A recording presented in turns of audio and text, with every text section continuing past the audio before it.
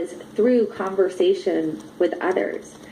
The way that I found that I was best held accountable to my own ideas was to expose those ideas to other people. And have them challenged. And have them challenged. And that's just my learning style.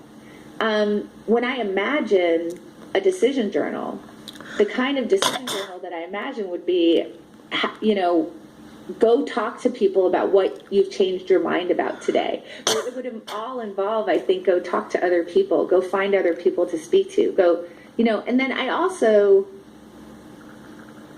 because I had that group, when I was on my own and I was kind of thinking about those things on my own, I was always imagining it as if I were talking to somebody else.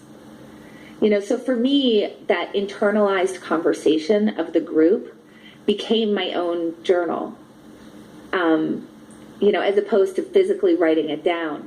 It's interesting, though, because even in the writing process of writing the book, I don't write a whole lot of drafts because most of my drafting is in my head. I'm like in yoga, and I guess this is bad because you're supposed to only be on your mat, but in yoga I might be, working through some ideas or, walking around, or I'm driving or whatever it might be. I'm actually composing in my head, and I'm working through the structure and the arguments, and then I'm sort of imagining talking about those with other people and trying to refine them. And then I do talk, well, here's what I'm thinking about. This is what I'm thinking about writing in this section.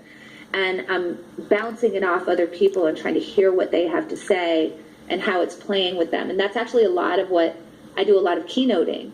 And that's a lot of what that is you're putting these ideas out to the audience and then sort of seeing how they respond back and getting that feedback, and that's allowing you to figure out your narratives and the way that you're expressing it and whether you think the ideas have fidelity. How are you being challenged when the people come up to you afterwards? So by the time I ever get it down on paper, it's been really well journaled. It's just been